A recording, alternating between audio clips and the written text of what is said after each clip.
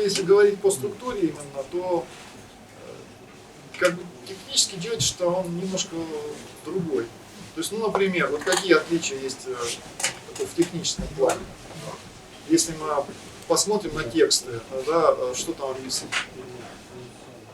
Вот то, что касается, то, что вы можете найти в первой книжке, которая вот здесь на стенде по астрологии, например, какие там тельцы, какие козероги, да, то как раз в оригинальных трактатах, ну вот на санскрите, в современных книгах это все есть.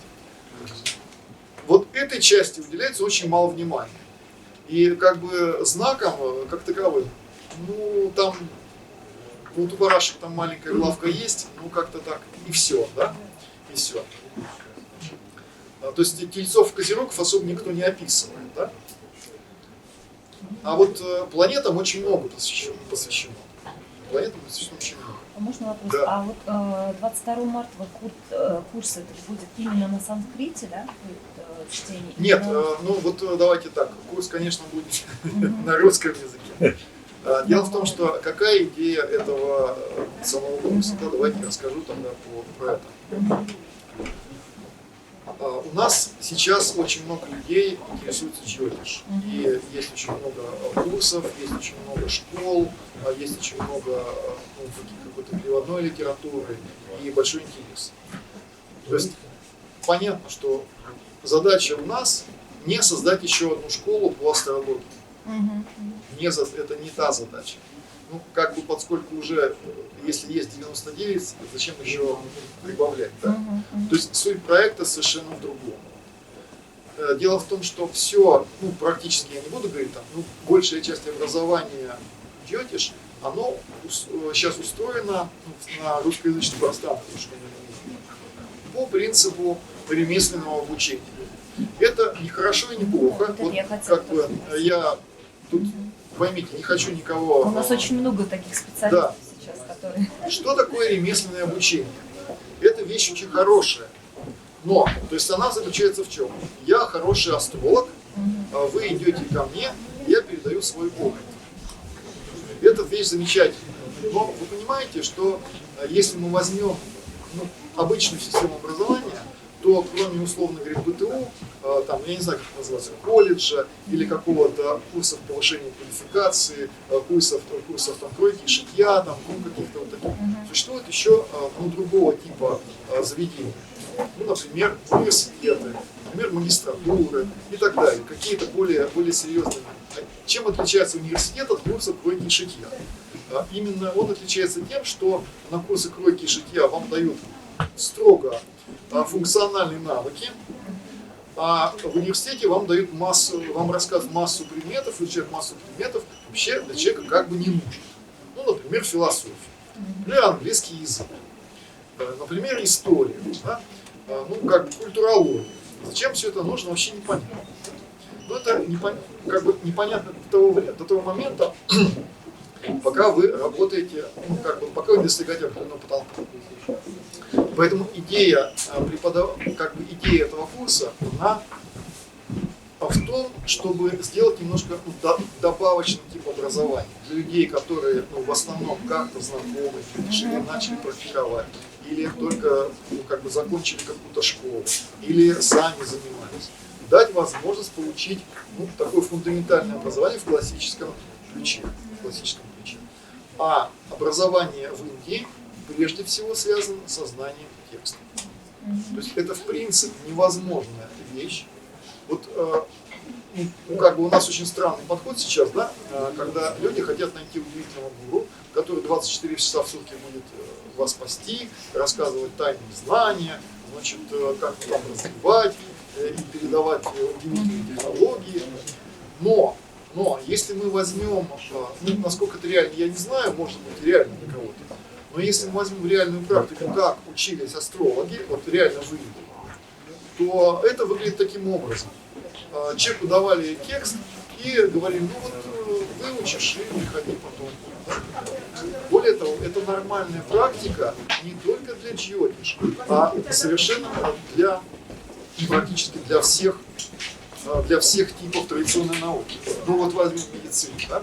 Казалось бы, вроде совершенно такая ремесленная вещь, где нужно знать, как там чего делать. Но вот вы можете почитать, я думаю, легко найти в сети воспоминания традиционных врачей вайдов. Вот я читал разного рода рассказы о не только такие личные истории, в основном это южноиндийская традиция. И там совершенно нормально. Ну, мальчик начинает практиковать, уже как 10 лет он начинает учить, в 13 лет он становится таким подмастерьем, ходит уже, что-то делает, консультирует, а потом его заставляют учиться. Да? И в результате заставляют учить Аштанга Гридаям, ну такой вот трактат, довольно объемный, полностью наизусть. Аштанга Гридаям — это текст, который содержит, ну как бы, такой базовый минимум, что должен знать врач, да, в принципе, вот полная теория медицины, как она должна быть, то есть, чтобы отскакивал от зубов, да. И вот нормальная практика, потом я читаю воспоминания этого человека, ну, уже во взрослом состоянии, говорит, что ну, вот регулярно там я раз в месяц садился и повторял в прямом обратном порядке вот эти шторки. То есть достаточно большой объем. То есть знание традиции всегда базировалось на знании текста. То есть оно невозможно было без, ну, как без погружения. Почему это необходимо? Почему это необходимо? Как это вообще работает? Ну, вот возникает вопрос, а зачем они вообще это все учили наизусть? Ну, вот логично, да? Ну, еще ладно. Допустим, был какой-то период там в древности, когда была только устная передача. Действительно, такой период был, потому что в Индии письменность, в принципе-то, не очень-то жаловала, да? Не любили. И если мы возьмем какой-то действительно древний период, то ну, там была вот устная передача, так было принято. Но уж в средние-то века, или там в каком-нибудь веке в 8-м, ну, были узкие, ну их писали. Уже нормальная была традиция переписывать текстов. Можно было как-то покупать, там не были в обороте, были библиотеки. Зачем учили наизусть? Вопрос непонятный совершенно. Дело в том, что знание традиционной науки, оно как бы состоит из 3 сегментов. И сейчас будет понятно, почему, какую роль играет в этом тексте.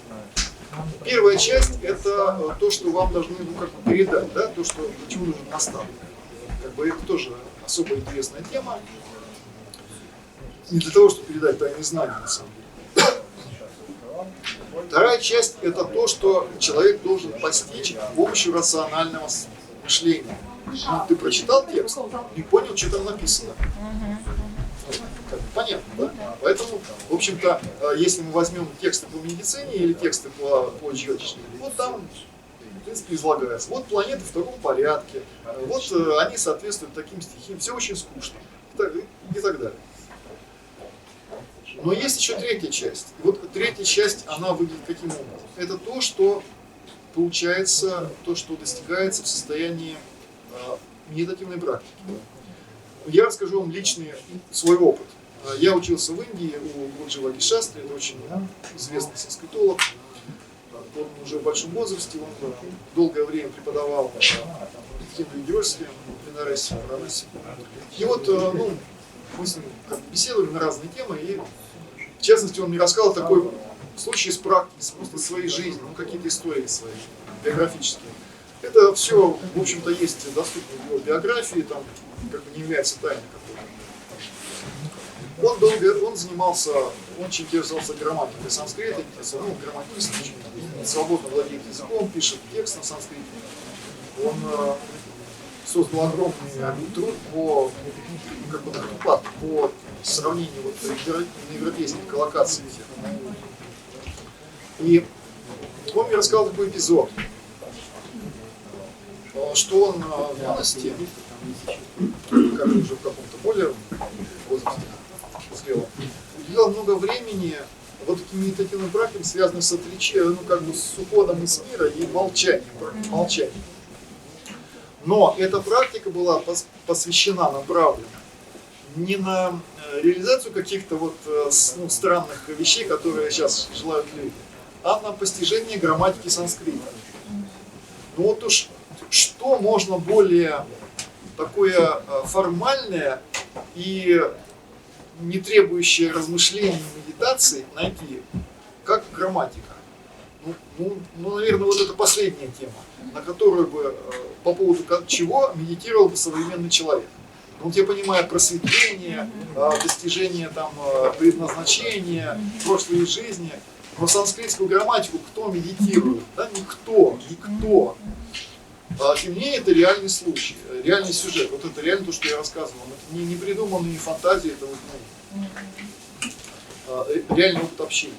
И действительно, вот это позволило ему в том числе создать свою систему преподавания, свою систему, как бы, методику. Достаточно серьезный результат. То есть, на самом деле, зачем я это рассказал? Затем, чтобы продемонстрировать такую вещь. Традиция предполагает, что знание должно стать объектом медитации, объектом созерцания. Но возникает вопрос логичный, а каким же образом можно сделать знание объектом медитации? В абстрактной форме это сделать невозможно. Вот именно для этого нужны тексты. И именно для этого нужно заучивание текста. А когда люди делают, как бы интернализируют знания вот в формальном виде и делают эти тексты предметом медитативной практики. Это вы имеете в виду мантры? Или Нет, просто это тексты просто, разного вида. Это не мантры. Просто знание нужно каким-то образом объективировать, понимаете? Объективировать. Чтобы на что-то медитировать, нужно ее представить в объективном виде. А как понимание, как вот можно на текст медитировать, вот я не совсем поняла. Вот приходите на курс. Я просто знаю, что такое медитация, но я потому что я медитирую, но вот как на текст мне...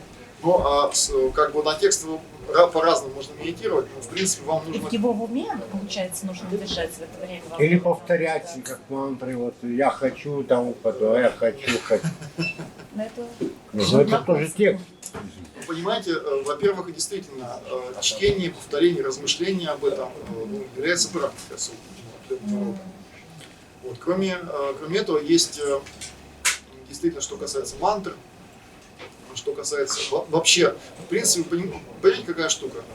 Я вам сейчас покажу немножко, что так есть время, да. То есть, дело в том, что сама рецитация на санскрите текстов является медитативной практикой, в принципе. И в этом смысле работа с любым текстом на санскрите сама по себе является медитативной практикой. Санскрит устроен таким образом,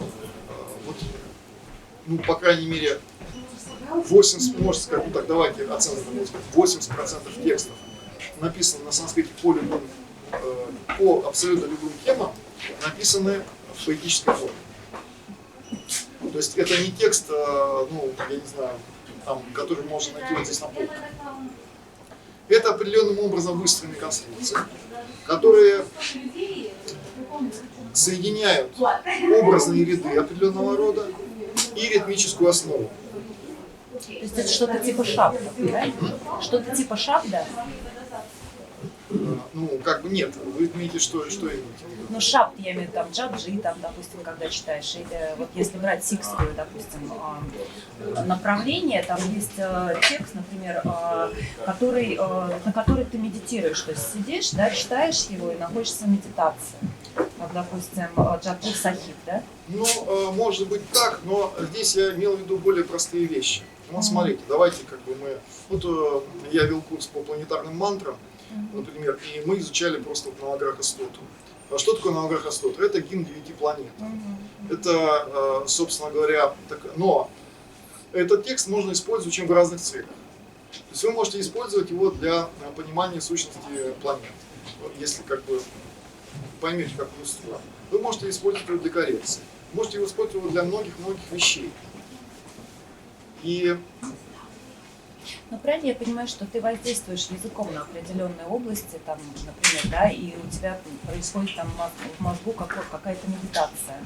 Если мы говорим о санскрите, если мы читаем джойтиш, например, на санскрите, то есть у нас происходит какое-то внутри уже обновление организма, это у нас медитативное состояние нас. Вот вы понимаете, тут какая ситуация? Это такой длинный разговор. Почему? Потому что если серьезно говорить на эти темы, надо рассказать о том, как устроены эти тексты. Ну, понятно. Во-первых, там есть определенного рода образные ряды. Ну вот смотрите, какая ситуация, которая заставляет вас все время как бы что-то делать в сознании. Во-вторых, эти тексты невозможно читать так, как вы читаете хоть вот современную книгу. Они совершенно по-другому устроены. Они все время как бы колят сознание как будто иглой. Вот такое воздействие, очень странное. Они очень странные по структуре, они афористичные, они как бы предназначены для вдумчивого изучения. Но вот, например, смотрите, та вещь, которая называется скорочтение, появилась только в 20 веке. Почему? Потому что концентрация и как бы информации резко упала, поэтому нужно скорочтение. Ни у кого в средние века даже мысли не было о том, что что-то надо читать быстро. Наоборот, вся практика, в принципе, если мы, давайте возьмем европейскую культуру, вся практика как бы работы с текстами европейской культуры на протяжении всего периода существования, это практика глубокого понимания, медленного чтения. Ну, почему? Ну, потому что читали один и тот же текст. Понимаете, 2000 лет один и тот же текст читали. Вы его уже разобрали буквально с запятой. Вот. Но все время как бы погружались в этот текст. И это то, что фактически у нас потеряно полностью, потому что современные люди, они привыкли вот как бы сканировать информацию в огромном количестве. Но эта информация ни по качеству, ни по своей как бы консистенции, ни по содержанию она ничего не дает. И проблема, в чем заключается проблема для астрологов, которые обращаются к классике? Вы берете этот текст, и там ничего не понятно. Вообще ничего не понятно. Что это? Так вот, что это? Как это использовать? Почему написано это? Почему? Как к этому относиться? Но это связано с тем, что есть барьер непонимания. Барьер непонимания, как устроены эти тексты. Барьер непонимания, как там закодировано содержание. И перевод на русский язык, который мы имеем, а у нас 98% переводов, а, наверное, по Джетише 100%, это переводы с английского перевода в санскрит, они, ну, как бы, это очень странные такие конструкции, которые, это смысловой перевод. Смысловой. И огромное количество информации там просто убрано. Ну, как бы, ее нет.